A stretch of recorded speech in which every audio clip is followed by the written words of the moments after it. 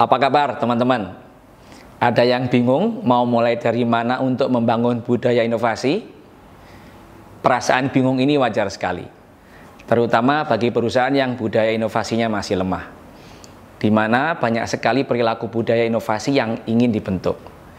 Agar kita bisa segera gerak, baiknya kita fokus dulu untuk membentuk 1-3 perilaku dahulu yang dinilai paling kritikal atau dibutuhkan saat ini dan kedepannya.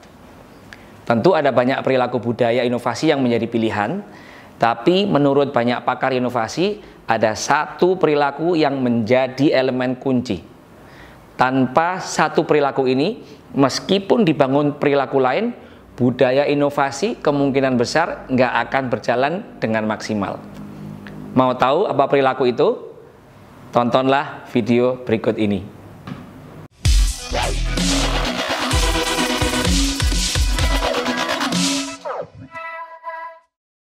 Dalam membangun budaya inovasi, ada satu perilaku yang menjadi elemen kunci dalam kesuksesannya.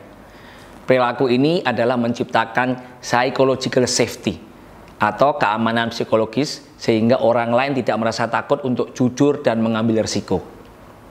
Istilah psychological safety ini dipopulerkan oleh Profesor Amy Edmondson dalam bukunya The Fearless Organization, di mana ia menemukan bahwa psychological safety yang kuat dapat membuat sebuah perusahaan sangat inovatif dan menjadi pemain kuat di pasar. Dan sebaliknya, kekurangannya bisa mengakibatkan sebuah perusahaan terus gagal berinovasi sampai akhirnya tidak mampu bersaing di pasar.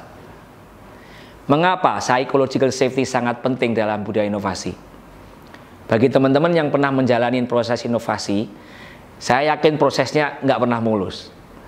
Contohnya ketika diskusi biasanya banyak perdebatan atau kalau bereksperimen seringkali gagal. Namun ketidakmulusan ini penting untuk dilalui dalam proses inovasi yang sehat. Bayangkan bila tidak ada psychological safety.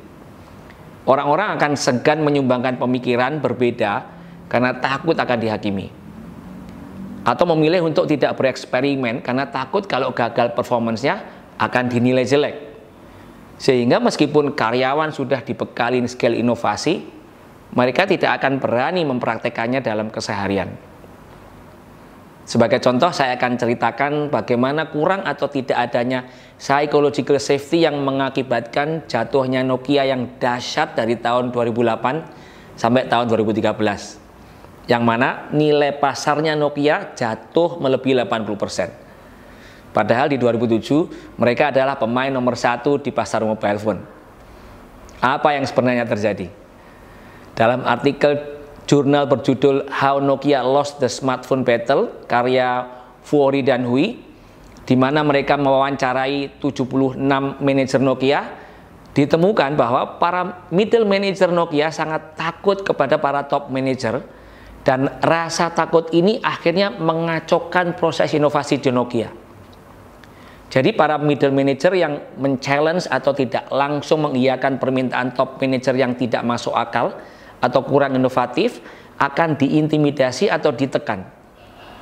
Akibatnya middle manager hanya berani melakukan development produk yang bersifat jangka pendek sesuai keinginan top manager.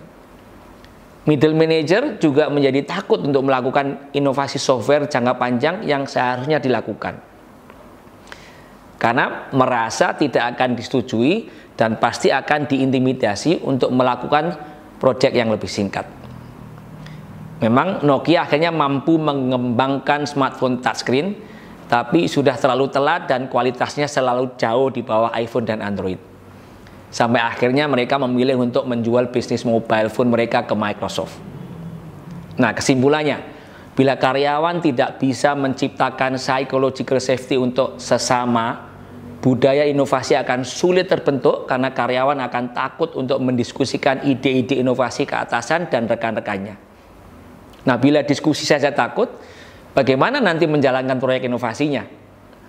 Bisa jadi nantinya seperti di Nokia, karyawan sampai memasukkan data terkait hasil proyek inovasinya karena saking takutnya. Makanya, psychological safety sangat kunci untuk membangun budaya inovasi yang sehat dan produktif. Semoga bermanfaat.